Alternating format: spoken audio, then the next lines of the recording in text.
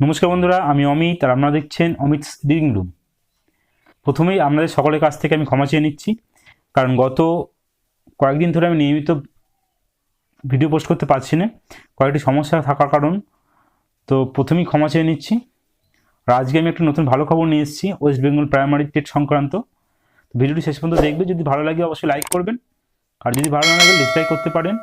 আর যারা চ্যানেলে প্রথমবার এসেছেন তারা অবশ্যই চ্যানেল সাবস্ক্রাইব করবেন, বেল আইকনটি প্রেস করবেন। তো আসুন শুরু করা যাক।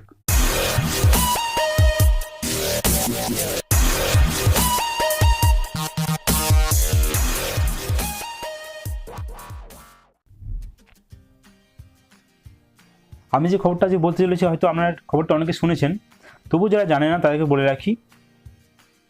2017 সালে টেট পরীক্ষা নেওয়ার জন্য সরকার বিজ্ঞপ্তি দেয় এবং ফর্ম ফিল আপ হয়, কিন্তু প্রায় দীর্ঘ 2 বছর পার হওয়া সত্ত্বেও টেট পরীক্ষা সংক্রান্ত কোনো নোটিফিকেশান নেওয়ার যে কোনো প্রস্তুতি সরকারের চোখে পড়েনি এবং পরীক্ষা নেওয়ার কোনো কথাও নেই।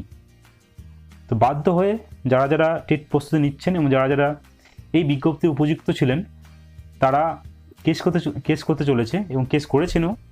10 এপ্রিল একজন ডিএলএড ক্যান্ডিডেট শীর্ষেন্দু সেনগুপ্ত ইনি কেসটি করেন। তো ইনি এর পরবর্তীতে আমাদের ডিএলএডের যে পেজ আছে সেখানে পোস্ট করেন এবং সেখানে তিনি ডিটেলস দিয়েছেন। আগামী মে মাসের মধ্যে মাননীয় বিচারপতি সমাপ্তি চট্টোপাধ্যায় এজলাসে কলকাতা হাইকোর্টে কেসটি উঠতে চলেছে এবং তিনি এই সংক্রান্তটি পোস্ট করেন এবং সেখানে প্রত্যেক ক্যান্ডিডেটের কাছে হেল্পও চেয়েছেন। যে সকল ক্যান্ডিডেট সত্যি হেল্প করতে চান তিনি এখানে তার অ্যাকাউন্ট নাম্বার শেয়ার করেছে আমাদের সাথে।